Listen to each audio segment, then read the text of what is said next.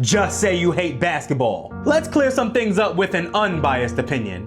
Don't not for 1 second think he pushed him down and none of the guys on the Knicks team did anything.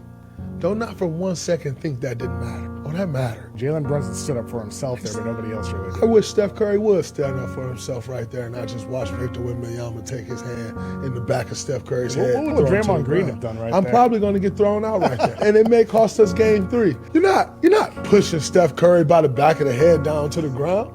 And I'm seeing Josh Hart was like, yo, no, you get right in there and you make something happen. Because guess what? I may get thrown out of game 3 because you're not doing that. But when I come back for game 4, you got to deal with me, and you got to deal with me.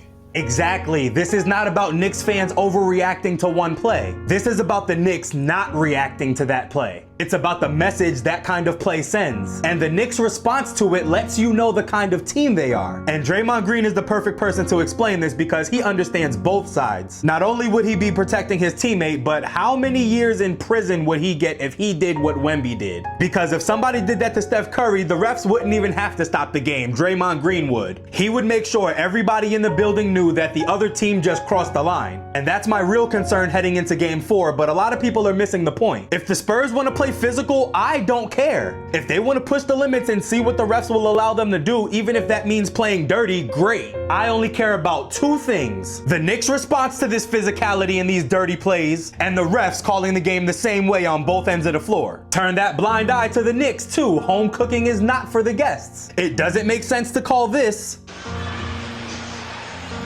He played a lot of games on this court as well. Played his college ball at St. John's. That's an interesting one. You don't typically see the defender turn his back to the shooter to where his foot came down on Jalen Brunson's calf area. Well, you still have to get Replay has determined that this closeout was reckless, and therefore Brunson will be assessed a flagrant foul, penalty 1. Anytime one of the feet go towards the shooter, that's usually, he doesn't like the call. Well, and that's the thing. You got to give them that landing zone. It didn't look like it in the first replay, but anytime if any of your body, if they land on it, unless you have an unnatural shooting motion with Champagnie, this is his pretty normal shooting motion.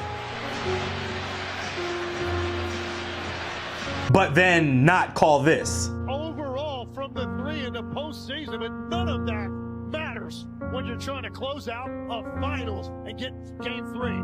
Right, so let's not act like I'm just out here complaining about the Spurs. They're doing what smart teams do, which is whatever the refs allow them to do. And they gotta allow the Knicks to do the same thing. Right now, frustrated on this call, Josh Hart went to get the ball. Cornette bumped into him, and then Hart with a push. So Hart gets called for a technical foul. It'll be a one-shot technical, but the Knicks are upset that this was not called. This was egregious right here in the back of somebody's neck and head. And I get everybody is wrestling, everyone's holding, but that right there is extra. They cannot continue to get pushed around like this and then just wait for the refs to help you. And right now, it does not look like the Knicks have a dog. When it comes to these little incidents, it seems like everybody is fending for themselves. Who's going to step up and make sure the Knicks don't just take it on the chin every time? Because right now, the Spurs look connected and unified in their tomfoolery. Their dirty plays aren't just from one player. And before anybody says the Knicks are physical, they foul too, yeah, I know, and they're calling them. And they should call all the fouls. But you can't explain the Knicks having 5 more fouls in this series, but 23 less free throw attempts in this series. And that's with Hack-a-Mitch. Imagine if they weren't intentionally fouling him. So don't tell me I'm being biased. I'm not asking the Spurs to stop anything they're doing. I'm asking for consistency, and I'm asking the Knicks why they keep getting hit in the mouth and then acting surprised when it happens again. Fight back, fight for yourself, fight for your team, fight for the city, or